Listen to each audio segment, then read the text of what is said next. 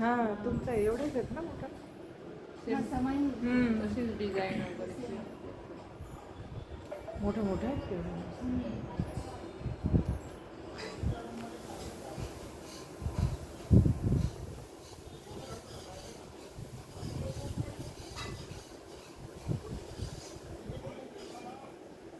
आणि यावर्षी फुलांचं केलं. रांगोळी